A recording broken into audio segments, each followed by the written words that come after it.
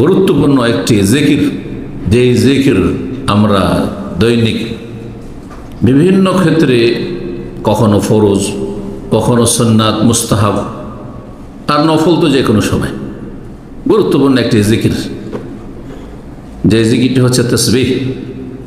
এই ফাজাইলে তাসবিহ নিয়ে একটি আলোচনা করেছে, তসবির ফজিলত, মহত্ব, গুরুত্ব নিয়ে।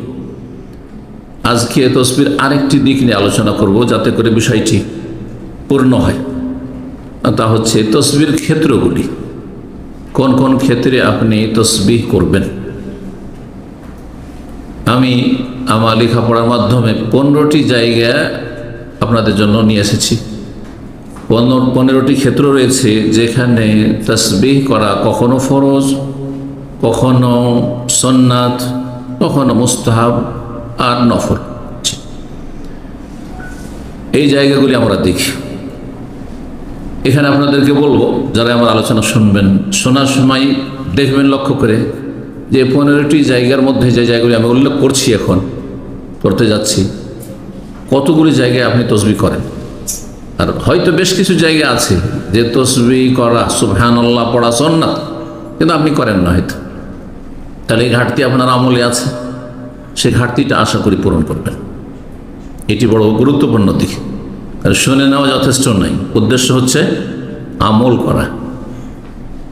নিঃসন্দেহে অধিকাংশ মুসলিম ভাইরা যারা দিন ভালোভাবে মোটামুটি পালন করে, তারাও অনেকেই এই সবগুলি জায়গায় তসবিহ করেন না। অহরহ ওই সময়গুলি আমাদের সামনে দিয়ে পার হচ্ছে, কিন্তু সেই সময়গুলিতে তাসবিহ করা যে সুন্নাত, সুবহানাল্লাহ পাঠ করা, তা করছেন না। তাহলে এই যে সুন্নতে আমাদের ঘাটতি রয়েছে, সেটা করবেন। আশা করি ফরজে তসবিহ যে ফরজ, সেই ক্ষেত্রে ঘাটতি নেই, কারণ জানা আছে যে এই তসবিহ যদি না করি তো আমার এই ইবাদতটি কবুল হবে না। কিন্তু সুন্নতের ক্ষেত্রে অবশ্যই আমাদের অনেকের অজানা রয়েছে, অনেকের জানা আছে কিন্তু উদাসীনতা রয়েছে। হ্যাঁ, হয়তো খেয়াল করলেন না, আপনি বেখেয়াল থেকে গেলেন, ইচ্ছা করেন নাই, অথচ হয়তো আপনার মাসলা জানা আছে, বিষয়টি জানা আছে যে এই ক্ষেত্রে তসবিহ করা সুন্নাত। সুতরাং কথা না বাড়িয়ে, যেহেতু বিষয় বেশ লম্বা, যদি এক একটির দলিল যদি আমি পেশ করি তাহলে যথেষ্ট সময় লাগবে।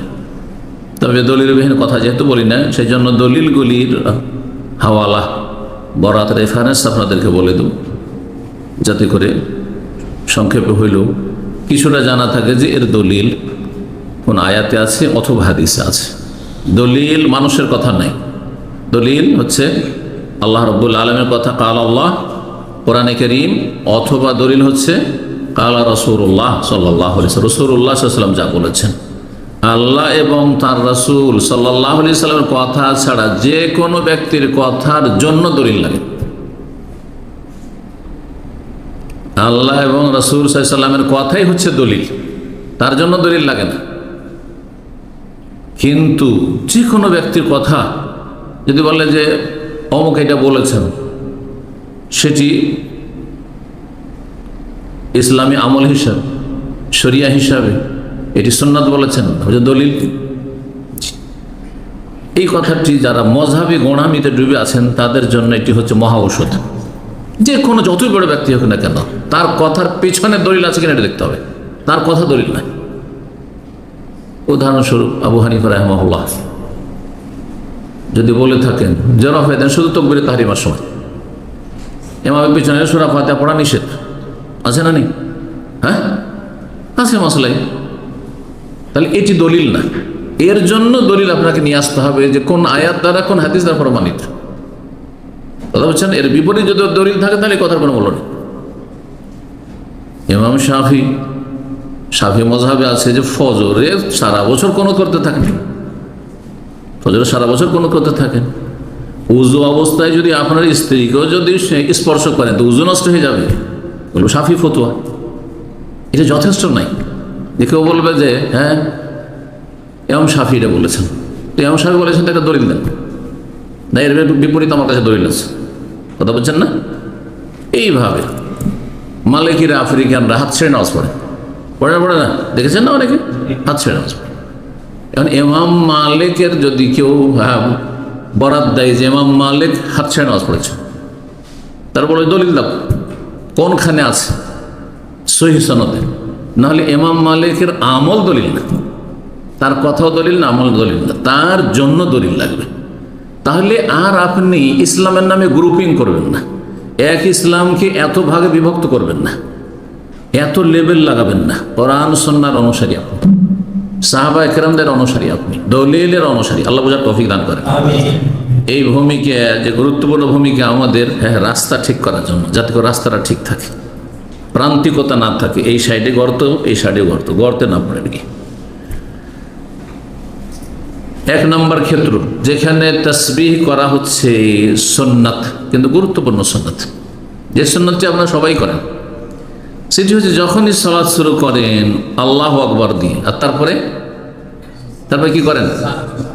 যেটিকে সানা বলা হয় প্রচলিত ভারত বাংলাদেশের ভাষায়, কিন্তু হাদিসের ভাষায় সানা নয়। সানা মানে হচ্ছে আল্লাহর প্রশংসা করা। তো আলহামদুলিল্লাহ তো সানা, তো আলহামদুলিল্লাহ পড়াকে তো সানা বলছেন না, সুবহানাকা পড়াকে সানা বলছেন। তাহলে এটি হচ্ছে ইস্তেফতার দোয়া, মানে সালাত শুরু করার দোয়া। সালাত যে শুরু করছেন আপনি, আরম্ভ করছেন তাকবীরে তাহরিমার পরে, তার দোয়া সেখানে। এই মর্মে দুটি সুন্নত রয়েছে, একটির ওপরে আমল রয়েছে হাম্বলীদেরও হানাফিদেরও, আর আমরা মাঝে মাঝে করি, কারণ এটাও সহি, এর চাইতো সহি হাদিস রয়েছে। এই জন্য আল্লাহ বাইদ বাইনিও পড়ি এই জায়গায়, ইন্নি ওয়াজহাতু ওয়াজহিয়াও পড়ি, আর সুবহানাকাল্লাহুম্মা ওয়া বিহামদিকা এটাও পড়ি। কথা বোঝা গেছে না? কিন্তু হাম্বলীরা এটা দিয়ে পড়ে, এই জন্য তাড়াতাড়ি করে দেখবেন যে আলহামদুলিল্লাহ পড়া শুরু করে দেয়। হানাফিরা তাড়াতাড়ি করে আল্লাহু আকবার, হ্যাঁ 1 মিনিটও দেয়নি, 30 সেকেন্ড হয়নি, আলহামদুলিল্লাহ শুরু হয়ে গেল। কিন্তু আল্লাহ বাইদ বাইনা ওয়া বাইনা খাতায়া বলে একটু সময় লাগতো, যেটা সহিহ বুখারী সহিহ মুসলিমের হাদিস। সবগুলি নবী শেষ, যদি একাধিক সুন্নাত সহিহ সূত্রে প্রমাণিত হয়, সবগুলি আমল করা হচ্ছে সহিহ সুন্নাত। নবী সাল্লাল্লাহু আলাইহি ওয়াসাল্লাম 4টি আমল করেছে, আর সবগুলি সহিহ সূত্রে প্রমাণিত। তো 4টি আপনি ভাগযোগ করে আমল করবেন, কখন এইটা কখন ওইটা, এটা হচ্ছে পারফেক্ট সুন্নাত। আর একটা গিয়ার ধরে নেবেন আর বাকিগুলোকে ছেড়ে দেবেন, এটা হচ্ছে কাটছাট করা সুন্নাত, কিছুটা সুন্নাত পালন করা। তবে জায়েজ রয়েছে। আব্দুল্লাহ বিন উমর রাদিয়াল্লাহু তাআলা আনহুমা থেকে, যেটি আপনাদের হয়তো খেয়ালে নেই, তাসবিহ এবং পরিত্যক্ত সুন্নাত। এই সুন্নতটিকে ওলামারা বলেছেন মৃত সুন্নাত, পরিত্যক্ত সুন্নাত। বুঝেন তো? মানে যে সুন্নাতের আমল নেই বললেই চলে। যেমন